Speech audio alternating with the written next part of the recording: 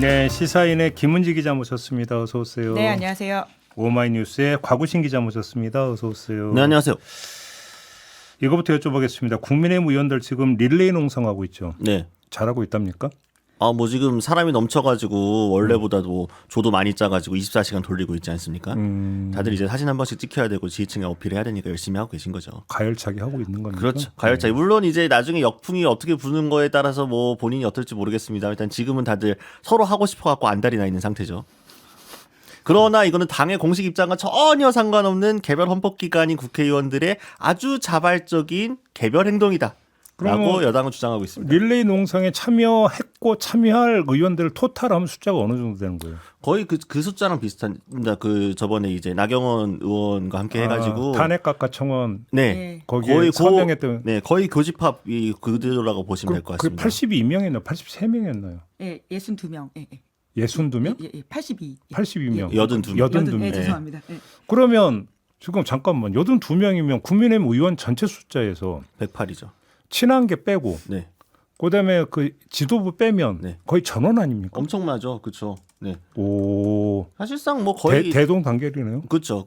그런데도 불구하고 뭐 당의 공식 그건 아니라고 하는 상황이니까 뭐 하여튼 그렇습니다. 뭐 절반이 뭡니까? 뭐 지금 60, 70% 이상 가까이 하고 있는 건데 그럼에도 불구하고 어쨌든 뭐 그러니까 지금 그만큼 당이 친윤계가 주류를 잡고 있고 윤석열 대통령을 보위하는데 굉장히 모든 의원들의 관심이 쏠려 있다. 그래야만 자신들이 살아남는다는 생각을 하고 있다. 아마 또 이 기류가 그대로 경선 때까지 이어질 겁니다. 그래요. 그리고 82명, 82명이라고 하는 숫자가 지금 국민의힘의 당내 기류가 뭔지 뭐 아주 집약적으로 보여주는 숫자잖아요. 그 자체가. 네, 그러니까 윤석열 대통령 석방을 계기로 더욱더 그 구심점은 윤석열이라고 하는 사람을 중심으로 뭉치게 될 수밖에 없는 것이고요. 뭐 이러한 기조가 순식간에 탄핵이 된다라고 해서 급변침하기에는 더욱더 어려운 상황이 되어버렸기 때문에 결국은 2025년 대선은 윤석열 대 이재명의 다시 양강 구도가 되지 않을까라는 생각이 들 정도의 장면입니다. 그러면 국민의힘 이제 내부 상황을 정리하면 압도적 친윤 대 극소수 친한 외에 김상욱 의원 1명.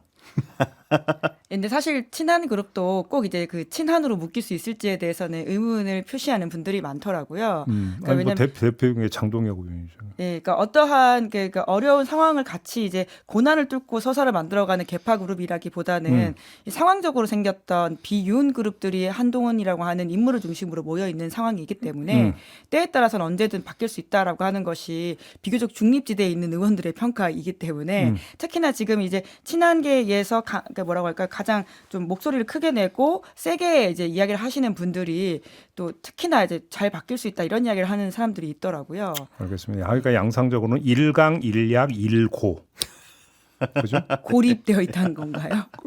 고립되어 있고 외롭다. 그렇죠. 네, 외로울고. 김상욱 의원은 네. 그런 이야기 굉장히 많이 합니다. 자기 쫓겨날 일만 남은 거 아니냐 이런 식의 말을 아예 대놓고 하더라고요. 아니 그 지금 친한계 단톡방에서 아직도 복귀 못했다면서요? 그렇죠.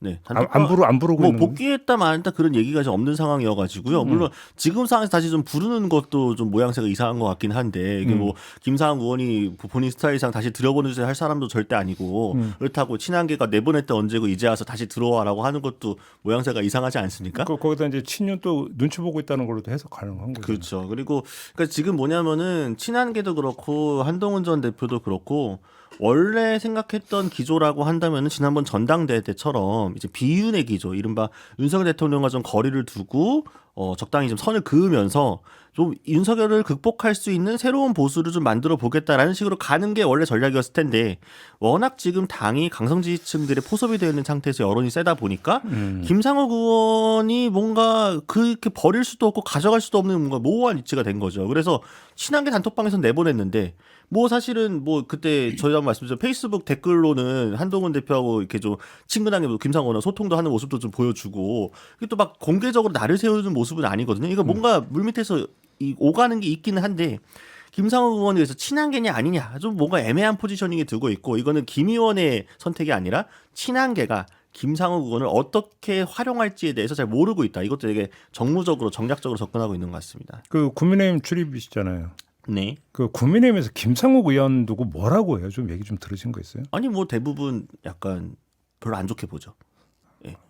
너무 순화시켜서 얘기하고 있는. 그러니까 기가 뭐냐면은 자기 정치한다, 나댄다 이런 비류가 분명히 있습니다. 나댄다. 예, 자기만 무슨 올곧은 보수인 척한다, 뭐 하면서 사실은 당에서 거의 뭐 왕따라는 분위기가 정말 말 그대로 있는 건 사실인 것 같고요. 물론 일부 그러니까 김상욱 의원을 그래도 좀 내심 응원하고 지지하는 의원이 없는 건 아닌데 소수 있긴 있지만 이 의원들이 대놓고 김상욱 의원에게 편을 들어줄 수 없는 상황. 워낙 당 분위기가 그렇게 일방향으로 흐르고 있다 보니까 김상욱 의원을 돕고 싶어도 돕지 못하는 의원들이 그냥 물밑에서만 뒤에서만 이렇게 응원한다 이렇게 하고 공개적으로 말을 못하는 의원도 일부 있습니다. 죽을 때까지 국회에서 단식하겠다 만약에 탄핵 기각되면 그거 해가지고 의원 전체 대화방에서 뭐 해명 요구하고 막 이랬잖아요. 그렇죠. 그 뒤에 뭐 후속은 없습니까? 그냥 그걸로 끝이었어요? 실제로 이제 김상욱 의원이 거기 길게 또 해명글을 뭐 해명글이라고 하기도 참 민망한 상황이긴 한데요. 입장문. 예, 자기의 이야기들을 썼고 그리고 나서부터는 더 이상의 상황이 뭐 전개된 것으로 보이진 않긴 한데요. 그러니까 그때 글을 썼던 게 강민국 의원만이 아니라 조배수 의원이라든지 이런 분들이 계시는 거거든요. 근데 이제 김상욱 의원의 어떤 해석에 따르면 이제 단순히 그분들의 어떤 개별적인 행동이기보다는 그 뒷배에 어떤 세력이 있는 게 아니냐라고 한 좀 의심을 가지고 있는 것 같아요. 쉽게 하면 누가 또 시켰다? 예, 그러니까 본인이 나가기만 기다리고 있는 사람들이 있을 것 같다라는 취지의 해석을 하고 있고요. 오히려 그러니까 굉장히 뭐라고 할까 그 대구 지역이라든지 이런 데 가서 본인이 이야기를 할 경우에 그렇게 큰 백래시가 없다는 거예요. 근데 유달리 울산 같은 그러니까 정말 이해관계와 이런 상황이 딱 맞물려 있는 곳에 갔을 때 자기가 했던 이야기들의 발화가 훨씬 더 크게 나온다 반응이라는 차원에서 자기가 나가기만을 호시탐탐 이제 기다리는 사람이 있는 게 아닐까라고 하는 좀 해석을 하는 게 있는 것 같고요. 김상욱 의원이 탈당을 당하거나 혹은 뭐 쫓겨나거나 기타 등등의 상황이 생겼을 때 그 자리는 누구든 채울 수 있다라고 하는 뭐라고 할까 B 플랜, C 플랜을 가지고 있는 이해관계의 공동체가 움직이는 것 같다라는 좀 해석이 나오고 있습니다. 근데 하여간 뭐 이거저거 다 떠나서 저러면서 버틴다는 게 참 쉬운 일이 아니거든요. 참 대단한 것 같아요. 김상욱 의원도. 사실은 어떻게 보면은 지금 뭔가 개혁 보수, 뭔가 새롭게 보수를 재탄생시킬 만한 그 씨앗이 어디에, 그러니까 마치 저희도 빙하기나 이런 거 닥쳐올 때를 기후위기 대비해가지고 씨앗 저장소, 종자 보장소를 만들어 놓잖아요. 지금 보수의 종자 보관소가 지금 김상욱 의원 하나 지금 남아 있는 거예요. 지금 거기에. 거의 비유가 그렇게 됩니까? 거의 지금 이 계엄과 내란의 한파가 몰아닥쳐서 보수가 전멸하는 위기에 그나마 보수라고 뭔가 자기 목소리 내는 사람이 최소한 지금 금배지를 달고 있는 300명 중에서는 김상욱 의원 하나밖에 없다. 라는 게 좀 안타까운 일인 거고 사실 국민의힘에서도 되게 이율배반적인 게 아까도 말씀드렸습니다만 지금 탄원서에 이름 쓴 82명 그리고 아까 릴레이 농성시 이제 어제 1시 기준으로 취합돼서 있는 게 있는데 그걸 다시 세어보니까 62이더라고요. 더 늘어날 수도 있겠습니다만 이 사람들이 하는 행동들은 다 개별적인 헌법기관으로서의 자유로운 그 의사표현이라고 내버려 두면서 근데 김상욱 의원이 하는 거는 뭐 이야기할 때마다 뭐 해당 행위니 뭐니 징계를 하니 많이 그러고 있는 상황에서 이게 과연 정말로 똑같은 헌법기관이고 개별 의원들이 그 의정활동을 보호한다고 하면은 김상욱 의원의 발언도 동의하지 않더라도 당에서 보호해줘야 하는 거 아닙니까? 네. 근데 이런 식으로 린치를 가하는 분위기에서 사실상 지도부는 손을 떼고 방관하고 있는 상태. 이거는 사실상 나중에 이 탄핵 선고 나오고 나서 어떤 책임이 돌아올지 모릅니다. 그러니까 김상욱 의원의 이야기는 사실 굉장히 상식적인 보수의 이야기거든요. 그러니까 계엄이 틀렸다라고 하는 것이고 그래서 그런 질문들 워낙 많이 받아가지고 민주당 혹시 갈 수도 있냐 이렇게 하니까 자기는 전혀 그렇지 않고 오히려 민주당이 다수당이 됐을 때는 거기에 또 맞서는 반대 목소리 낼 거다 이런 이야기들을 강하게 하고 있어요. 그러니까 이런 보수의 기본 가치를 지킨다라고 하는 목소리에 대해서도 품지 못하는 이 상황이라고 하는 것이 그러니까 가구신 기자 말처럼 앞으로의 보수 지형에 대한 굉장히 좀 뭐라고 할까요? 불우한 전망을 하게 되는 것이 크죠. 그러니까요. 그나저나 알겠습니다. 근데 릴레이 농성하고 있는 그 의원님들 만약에 탄핵 심판 선고가 나왔는데 파면으로 결정되면 그때 어떡한데요? 혹시 얘기 좀 들었어요? 그러니까 뭘 할지 모르겠습니다. 이거 사실 당 지도부는 계속 승복한다는 이야기를 계속 하고 있잖아요. 네. 사실 지금 국회의원들이 불복이랑 자체가 불가능하기 때문에 성립 자체가 안 되기 때문에 아니 저도 본방에서 말씀드렸는데 불복은 방법은 대선 보이콧 말고는 없잖아요.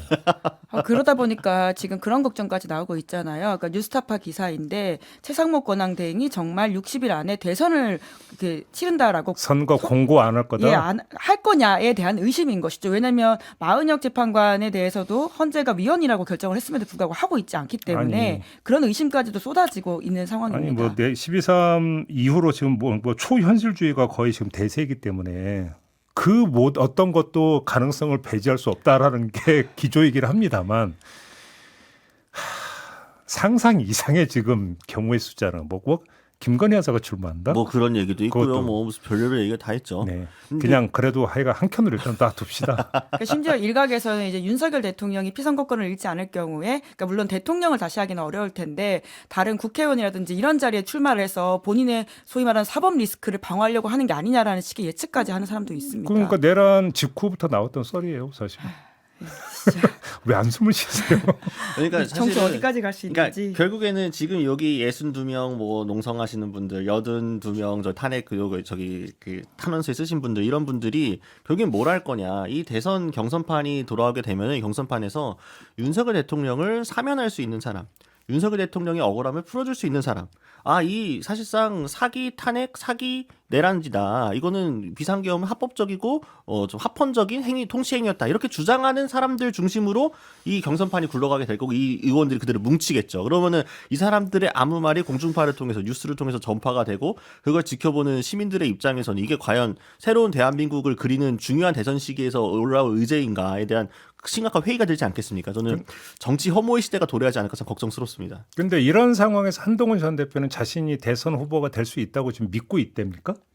그러니까 그 윤석열 대통령 석방 전까지만 하더라도 본인한테 가능성이 있다라고 계산했던 것으로 보입니다. 네. 왜냐하면 소위 말하는 명태균 리스트에 있어서 이제 오세훈 시장과 홍준표 시장이 이름이 오르내리고 있는 상황이고, 그리고 탄핵이 된다라고 하는 순간 극우 에너지 어느 정도 좀 꺾일 것이기 때문에 김문수 장관이 좀 어려울 것이다, 이런 판단을 했다라고 하고요. 네. 그래서 자연스럽게 본인이 이제 올라간다라고 하는 여러 가지 정세 분석이 있었는데 그 모든 것이 석방을 계기로 좀 다들 좀 당황하고 이 좀 뭐라고 할까 계산표를 좀 다르게 지금 하고 있는 상황인 것 같습니다. 그러면 최소한 여기서 그러니까 그 석방 전에 이런 분석이 있었잖아요. 그러니까 명태균 게이트 관련해서 검찰이 오세훈, 홍준표 수사를 열심히 하는 게 한동훈의 대선기를 닦아주기 위한 거다.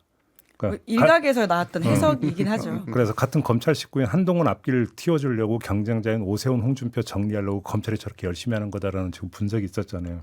근데 그 검찰이 윤석열 대통령 석방을 시켜준 거잖아요. 그럼 그 분석은 이제 끝난 거죠.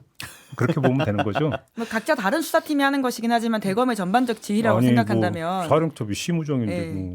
사실 뭐 검찰 내부에서도 뭐 사실 이제 라인에 따라 가지고 정무적인 판단들이 있지 않겠습니까? 아마 검찰 안에서도 굉장히 불협화음이 많이 나올 것으로 보입니다.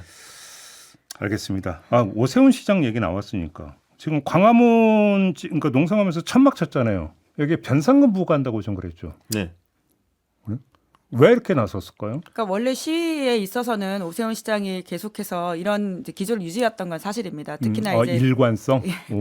이제 그럼에도 불구하고 그러니까 지금의 모습들을 연계해서 볼 수 있는 어제 발언이 있는데요. 이제 TV조선 인터뷰에서 본인이 이제 탄핵 찬성파로 분류된다라고 하는 취지의 앵커 이야기에 반박을 하면서 그게 오해라는 식으로 해명을 하고 있거든요. 오세훈 시장이. 예, 본인은 탄핵 소추에는 찬성을 했지만 탄핵 자체에 찬성을 한 건 아니다. 잠깐만, 그 무슨 말이에요, 그게?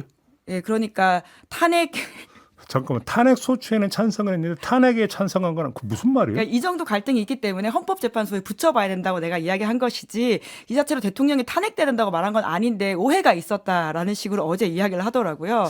그래도 이해가 안 돼. 그러니까 오세훈이 안 되는 겁니다. 아무튼 뭐 그 정도 수준인 거고. 네. 그러니까 이분이 되게 이상한 게 그러니까 계속 그러니까 오세훈이라는 사람이 정치적으로 이 12월 3일 이후로 메시지에서 왔다 갔다 한다는 얘기는 저희가 계속 이야기하지 않았습니까? 사실은 뭐 오세훈 시장도 그렇고 한동훈 전 대표도 좀 왔다 갔다 한 부분들이 비슷한데 결과적으로는 당이 당연히 좀 윤석열 대통령 거리를 둘 줄 알았는데 너무 지금 밀착되어 있고 디커플링이 안 되다 보니까 이 경선을 뚫기 위해서는 강성지층의 좀 입맛에 맞는 이야기를 해야 되니까 이게 좀 이상한 엇박자가 나오는 거고. 그리고 그러다 보니까 지금 뭐 소위 말하는 불법 천막이라고 이제 공세를 하면서 이제 페이스북에도 글을 쓰고 나를 세우는 건데 근데 웃긴 게 뭐냐면은 그러니까 소위 말하는 불법 천막이라고 칩시다. 그럼 그게 민주당하고 혁신당이 한 것만 있느냐. 탄핵을 찬성하는 반대하는 모든 양쪽 진영들의 천막들이 다 있는 상황이거든요. 그리고 실제로 종로구에서 양측에 다 계고를 했습니다.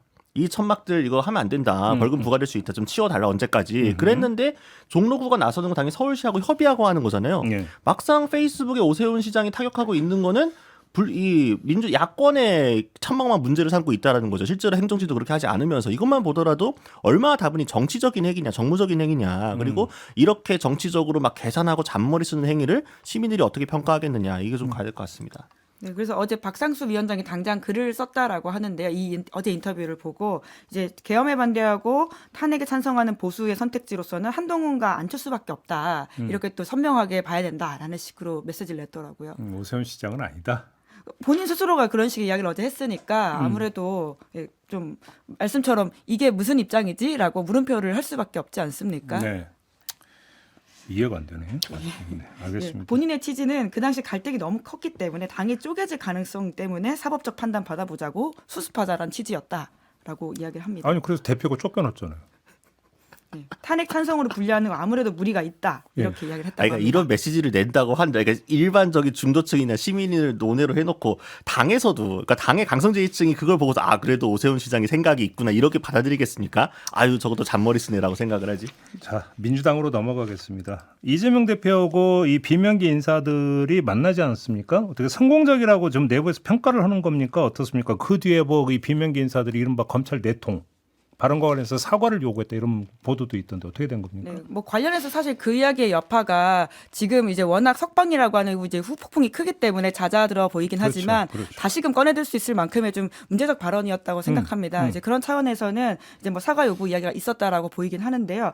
하지만 지금 당장은 이제 내란 종식이 먼저다라고 하는 워낙 강한 여론이 있다 보니까 지금 민주당에서도 매일매일 이제 여의도에서 광화문까지 걷고 있고 여기에 집중해야 된다라는 목소리가 커져 있거든요. 이제 모든 이슈 심지어는 뭐 심우정 탄핵과 같은 이슈까지도 윤석열 탄핵 이후에 논의하자라는 식으로 다 밀어둔 상태이기 때문에 지금은 상대적으로 이재명 대표 중심으로 더 힘이 실릴 수밖에 없는 상황이긴 하죠. 그렇죠. 네, 그러니까 이재명 대표의 그 발언이 있기 전까지 사실은 비명계를 만나는 통합 행보가 꽤 괜찮았거든요. 메시지의 톤앤 매너도 괜찮았고 나오는 이제 이야기들이나 보도 같은 경향들도 괜찮았는데 실제로 만나는 분위기에서도 뭐 만나는 사람들한테 이제 비명계 인사들한테 뭐 역할론을 이야기를 하기도 하고 뭐 큰 정치인이라고 추켜 세우기도 하고 거기에 또 이제 좀 비명계 인사들도 좀 긍정적으로 화답하고 이게 아 당이 그래도 화합하는 모양새가 됐다가 이 유튜브 발언이 쭉 터져 나오면서 다시 막 큰 갈등이 일어나는 것처럼 보였는데 그 갈등이 불이 확 붙기 전에 우리 윤석열 대통령이 나오면서 어떻게 보면은 이 윤 대통령이 이제 제명인의 마을 그 명예 회원이 돼야 되지 않나 거의 이재명 대표의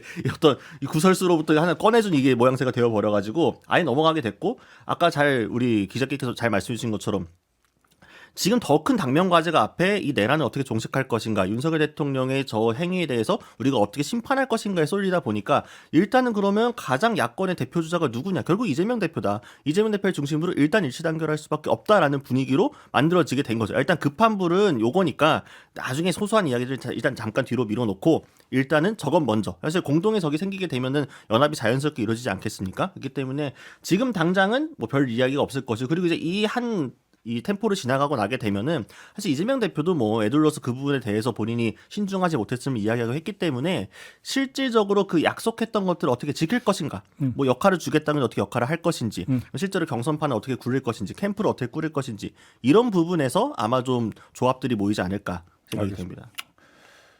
그 암살 제보 받았다라는 거 있잖아요. 그건 좀 어느 정도 신빙성이 있는 거예요. 지금 이재명 대표 이제 밖으로는 안 나오고 있는 거잖아요. 뭐 이렇게 나온다고 하더라도 이제 경호원들을 대동하는 이제 모습들을 공개하기도 했었는데, 그러니까 군 쪽에서 나온 제보라고 제가 들었습니다. 네, 그러니까. 이제 그러다 보니까 더욱더 조금 조심하고 있는 것 같은데, 사실 이제는 이러한 상황까지 왔으면 제보의 신빙성을 떠나서 굉장히 좀 조심해야 될 건 맞다라는 생각이 드는 게요. 작년에 이재명 대표가 그 테러를 당했었거든요. 그렇죠. 이제 그러다 보니까 이미 벌어진 일이고 또 벌어지지 않을 거라는 보장이 없기 때문에 아주 사소한 것이라도 더 좀 엄중하게 봐야 될 만큼 지금 우리 사회가 좀 위기에 처했다라는 생각이 들긴 합니다. 실제로 이제 민주당 측에서 이제 어떤 제보를 받았는지 좀 다소 구체적으로 이제 상세하게 공개를 했잖아요. 그러니까 지금 12.3 이후로는 어떤 것들도 현실 가능성이 있는 부분이고, 그러니까 그 암살 계획이 좀 어설프거나 그래서 현실 가능성이 얼마 되느냐 뭐 여러 가지 논란이 있을 수 있겠습니다만 그럼에도 불구하고 어떤 단위에서는 분명히 이야기가 있을 수 있다. 실제로 요 제보가 아니라고 하더라도 극우 성향의 어떤 온라인 커뮤니티 이런 데를 보게 되면은 이재명 대표를 향한 험한 말들, 그다음에 내가 저 사람 어떻게 하겠다라는 어떤 그런 글들이 한 건이 아닙니다. 되게 여러 건들이 심심치 않게 올라오고 있습니다. 그런 상황이기 때문에 이런 것들은 누구 하나가 트리거만 당기면 진짜 현실화가 될 수 있는 거고, 지난번에 그런 정말로 있어서는 안 되는 사고도 있었기 때문에 얼마든지 재현될 수 있다. 이 부분에 대해서는 사실상 이후로 오히려 탄핵 선고가 나오고 나서 조기 대선이 가시화되게 되면은 야권의 이제 유력한 대선 주자로서 차기 대통령으로 유력하게 점쳐지는 이재명 대표에 대해서 더 뭔가 그런 물리적인 폭력들이 가해질 가능성이 좀 있거든요. 테러가. 그러니까 그런 것들도 좀 유념해서 봐야 되지 않을까 싶긴 합니다. 그런 일이 있으면 안 돼. 말이 안 되는 거잖아요. 이 그러니까 얘기는. 이제 이재명 대표만이 아니라 그러니까 워낙 지금 정치적 상황이라고 하는 게 호전적으로 변해가고 있기 때문에 그러니까 그 이후 대통령이 어떤 통합 행보를 하는지에 따라서 좀 달라질 수는 있겠지만 지금 이 상황은 굉장히 지금 우리한테 시그널이 아주 세게 왔다. 빨간불 정도라고 저는 생각하거든요. 그래서 이재명 대표만이 아니라 다른 주요 정치인에 대한 그런 굉장히 보호 수준도 올려야 된다라고 보고 예. 특히나 헌법재판관들에 대해서도 안심할 수 없는 상황으로까지 올라간 게 아니냐 싶어서 좀 조심을 거듭해야 된다는 생각 듭니다. 사실 취재진들에 대한 물리적 위협도 굉장히 크고요. 2017년에 박근혜 전 대통령 탄핵됐을 때도 여러 사람들이 숨지는 사고까지 있었습니다. 그러니까요. 안 되죠. 이건 절대 있어서는 안 되는 네. 일입니다. 이러면 큰일 나는 거죠. 안 됩니다. 알겠습니다. 좀 마무리를 좀 해야 될 것 같은데 탄핵 선고가 나와야 이제 다음 장면으로 넘어가는 거 아니겠습니까? 자, 파면 결정이 내려졌다고 쳐요. 그러면 이제 물론 뭐 어떤 대선 체제로 가는데 혹시 그러니까 경우의 수에 따라서 각 당에서 지금 이후 어떻게 할 건지 이런 좀 플랜 짜고 있다는 얘기 뭐 보도도 조금씩은 나오는 것 같은데 어떤 얘기가 좀 나오고 있는 겁니까? 일단 뭐 국민의힘 같은 경우에는 이미 지금 권영세 비대위원장과 권성동 원내대표가 얘기를 했던 것처럼 헌법재판소의 결정에 승복하겠다라고 미리 이제 메시지를 깔고 있잖아요. 그거는 조기 대선을 사실상 가시화되고 있는 거 어제도 인정하고 있는 거고 우리 당이 대선 모드로 돌입을 해야 된다라는 걸 미리 이제 준비를 하는 발판으로 보는 게 맞을 것 같습니다. 눈길을 끄는 게 탄핵 기각으로 나오면 국민의힘에서 개헌 얘기를 꺼낼 거다. 이거 준비하고 있다. 이런 보도가 나왔잖아요. 그러니까 그 개헌특위라는 게 그러니까 말 그대로 그러니까 탄핵이 인용이 안 됐을 경우에 윤석열 대통령이 직무에 복귀를 했을 때를 전제로 놓고 이제 우리가 어떻게 개헌할까 사실 대통령이 이야기한 것도 있으니까 준비를 한 건데 제가 들어본 바에 의하면은 이 개헌특위가 말만 그냥 특위로 구성해 놓은 거지 실제로 기능을 하지 못하고 있다고 합니다. 구성부터 해가지고 그러니까 이 실제로 개헌특위를 가동한다고 하면은 구성도 잘 해놓고 실제 내부적 논의도 활발해야 되는데 실제로는 그냥 적당히 이제 각 상임위원회 간사들만 앉혀놓고 내부적으로 굴러가는 건 거의 없다는 식으로 얘기를 하더라고요. 그 말은 뭐냐? 당에서도 내부적으로 탄핵 기각 가능성을 별로 높게 보지 않고 있다. 탄핵 인용 가능성을 훨씬 높게 보고 있는데 뭔가 맞춤형으로 뭔가 액션을 취해야 되니까 개헌특위를 만들어 놓은 것뿐이다. 이런 이야기를 내부적으로 하더라고요. 그러니까 사실 기각을 해주시면 이런 걸 하겠습니다라는 이야기로 봐야 되는 것이지 진지하다라고는 아마 국민의힘 내부 사람들도 생각하지 않을 겁니다. 개헌을 하기 위해서는 국민의힘이 스스로 개헌할 겁니다. 대통령이랑 같이 이야기를 나눴습니다라고 해서 되는 게 아니라 국회 200석이 필요한 상황이거든요. 그렇죠. 예, 탄핵이 기각될 경우 윤석열 대통령이 다시 직무에 복귀한다라고 했을 경우에 더불어민주당을 비롯한 야당들이 이것에 대해서 협조하면서 우리의 지금 권력 구조를 바꿔야 됩니다라고 말할 리가 없습니다. 그래서 그거는 사실 그 기각 카드를 바라는 윤석열 대통령의 바람을 좀 담아서 하는 행보라고 이해해야 될 것 같고요. 실제로는 모두 물밑에서 대선 경선 준비를 하고 있습니다. 왜냐하면 이번 대선은 재보궐이기 때문에 60일 안에 치러져야 되거든요. 그래서 요 이 땅 하면 바로 후보자 경선에 들어가야 되는 거기 때문에 실제로는 이미 그런 과거 2017년에 전례들을 확인해가지고 각 당에서 준비를 하고 있는 것으로 알고 있고요. 실제로 2017년 같은 경우에는 3월 10일에 박근혜 전 대통령이 파면이 되고 12일에 자유한국당에서 대선 결선 일정을 확정을 했습니다. 네. 이틀 만에 바로 확정을 해서 후보자 공지를 했고요. 3주 안에 후보 확정을 했었습니다. 굉장히 빠르게 진행돼야 되는 일정이고 시간이 별로 없다 보니까 권역별로 묶어가지고 후보자 선출을 하기도 했었고요. 그리고는 사흘 안에 그 컷오프를 진행했었는데 생각보다 이렇게 빠르게 이제 선거가 진행되면 후보가 별로 없을 것 같잖아요. 그렇지 않습니다. 2017년 3월 17일 컷오프 당시 자유한국당 했었는데 그때 9명 나왔었거든요. 그러니까 홍준표 당시 후보만이 아니라 원유철, 조경태, 안상수, 김진태, 김관영, 이인재, 신용한, 김진 이런 분들 나왔었습니다. 아, 예, 기억나네요. 예, 예. 이제 그렇기 때문에 굉장히 이미 후보 등록하려고 준비하는 사람들은 다 지금 사실 뛰고 있는 상황이라고 봐야 되고요. 목소리 열심히 내면서 윤 대통령과 가까이 특히 요새는 뭐 보컬리스트 이름 따라해가지고는 김윤나이라는 식의 말까지 있다고 하더라고요. 그러니까 김기현 의원, 나경원 의원, 그리고 이철우 경북도지사, 그리고 윤상현 의원 이렇게 4명에 대해서 특히나 윤 대통령과 결을 맞추고 있다 이런 지적이 있다고 하는데 저는 이분들 아마 예선 경선 나올 거라고 봅니다. 그러니까 아마 이제 경선 룰이 또 국민의힘 같은 경우에는 상당히 좀 쟁점이 좀 될 수도 있습니다. 그러니까 지난번 같은 경우에는 이제 최종에서 이제 5대 5였거든요. 여론조사 5, 이제 선거인단 5로 해가지고 당심과 민심을 똑같이 반영하겠다라는 거였는데 지금 상황에서는 국민의힘 입장에서 보았을 때 당심으로 그대로 하게 되면 너무 선거 뻔합니다. 사실은 누가 경선 후보에서 당선될지가 나오기 때문에 대충 그럼 그 후보로 대선 치르는 게 이후의 여파를 생각했을 때 다음 선거를 앞두고 괜찮느냐라는 고민할 수밖에 없고 그렇게 된다면은 비율에서 당심을 조금 줄이고 민심을 늘리는 방향으로 가야 되는데 근데 또 그게 지금 요 당 이니셔티브를 쥐고 있는 사람들 입장에서는 마뜩지 않을 수가 있거든요. 그러면은 이거 사실 지난번에도 당심이고 민심이다 해가지고 전당대회 룰 바꿨던 것도 굉장히 시끄러웠는데 이번 룰과 세팅 놓고도 상당히 좀 경론이 내부적으로 있을 수 있습니다. 중요하지는 않은데요. 만약 경선 들어가면 그 관전 포인트 중에 하나가 뭔 줄 아십니까? 지자체장들이 대거 아마 나올 것이다. 네, 저는 그래서 이철우 경북도지사도 이번에 나올 가능성이 크다고 봅니다. 제가 여야 안 가리고 특히 광역 단체장급들에서 대거 나올 것이다. 왜? 내년에 선거가 또 있으니까. 2026년에 지방선거가 있기 때문에. 그죠?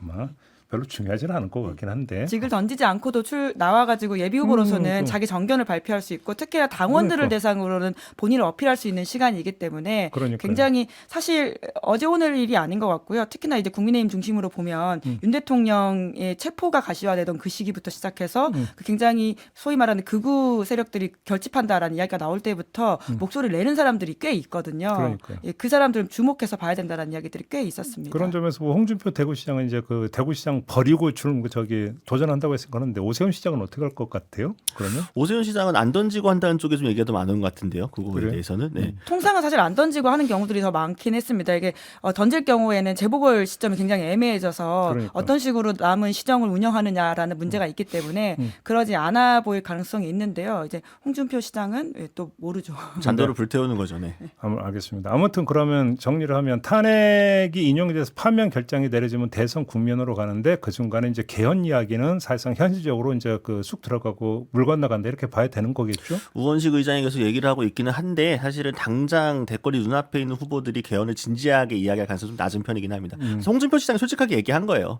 그 왜 줄이냐, 임기 왜 줄이냐, 그게 무슨 상관이냐 이렇게 얘기를 하잖아요. 3년인 게 근데 사실 지금도 진지하게 나오는 이야기라고 보기에는 힘을 영 못 받고 있는 상황이긴 하거든요. 이제 다만 대선 경선 아젠다로서 상대 후보가 질문을 하면서 무언가 하나의 아이템이 될 수는 있을 텐데요. 이제 그게 얼마나 이번 국면에서 크게 힘을 받을 수 있을지에 대해서는 좀 의문이 드는 바가 네, 알겠습니다. 있습니다. 근데 그러면 개헌은 언제 해요? 그러게요. 해야 된다는 말은 많은데 아니 저는 이렇게 뭔가 정무적인 판단을 떠나가지고 대선 후보들이 큰 틀에서 본인이 대통령이 되면 어떤 식으로 개헌을 추진하겠다는 걸 명확히 공약으로 세우고 좀 건전한 토론이 있으면 좋겠다라는 바람은 있는데 근데 지켜지나요? 그러니까요. 이게 항상 또 화장실 들어갈 때 마음 다르고 나올 때 마음 다르기 때문에 네. 그렇게 개헌 약속해놓고 막상 하고 나서는 이제 안 될 수 있기 때문에 그러니까요. 좀 어렵긴 합니다. 알겠습니다. 근데 참 그 최근에 이제 이야기가 정치 담론이 계속 겉돌고 있는 건 두 분도 느끼시죠? 왜 그러냐면 뭔가 이제 다음 단계로 넘어가서 그렇죠. 얘기를 해야 되는데 예. 다음 단계로 넘어가려면 현재 선고가 나와야 되는데 초조하게 계속 기다리고 있는 상황이잖아요. 안 나오니까. 예. 사실 지난주까지만 하더라도 정말 스탠바이 모드여서 언제든 뛰어가겠다라는 마음이었는데 이렇게 좀 길어지는 상황이 되다 보니까 이러다가 다음 주까지도 비슷한가라는 좀 생각이 들어서 참 걱정입니다. 네, 불안해하실 필요는 없을 것 같습니다. 기다림이 조금 길어지더라도 결과에는 저는 우리 많은 분들이 기대하는 것에서 벗어나지 않을 거라 생각합니다. 예, 탄핵 기각 의견을 내는 헌법재판관이 정말로 있고 그래서 소수 의견으로 만약에 달린다고 뭐 가정을 해봅시다. 아마 그 재판관은 역사에 길이 남을 거라고 저는 생각합니다. 네, 이제 그래서 요새 여권에서도 하는 이야기가 기각이 아니라 각하이거든요. 그러니까 윤 대통령 석방 이후부터 나오는 논리의 핵심이라고 하는 것은 기각이 아니라 그러니까 절차적인 문제를 제시해서 본인들이 한 번 효능감을 느꼈기 때문에 기각이 아니라 절차의 문제가 있기 때문에 이건 각하다라는 식의 목소리를 엄청 내고 있고요. 혹시라도 이제 거기에서 지금 뭐 논쟁이 있어서 길어지는 게 아니냐라는 우려가 있긴 한데 뭐 가우신 기자 말대로 그럼에도 불구하고 뭐 걱정할 만큼의 상황은 아닐 거다라고 믿어보고 싶습니다. 그 제가 이제 내란 직후부터 그 말씀을 드렸는데 내란 사태는 현행범에 가깝다. 현행범이었다. 여기에 대해서 다른 판단이 나올 수가 없다. 그러니까 보통 전쟁일 때 적군에게도 이렇게 무장하지 않은 민간인한테 총을 들이대는 것은 불법이거든요. 근데 지금 이건 전쟁도 아닌 상황에서 우리 국민한테 무장 안 한 사람에게 총을 갖다 대는 사건입니다. 이게 아니, 어떻게 가능한 일일까요? 전 국민이 생중계로 다 지켜봤는데 거기서 어떻게 탄핵 기각이니 뭐 이런 얘기가 나올 수가 있습니까? 그래서 제가 만약에 그런 의견 내는 재판관이 있다면 역사에 길이 남을 거다. 5점으로 그 얘기를 하는 거죠. 마무리할까요? 네. 네. 네, 두 분 수고하셨고요. 저도 물러가겠습니다. 고맙습니다. 감사합니다. 감사합니다.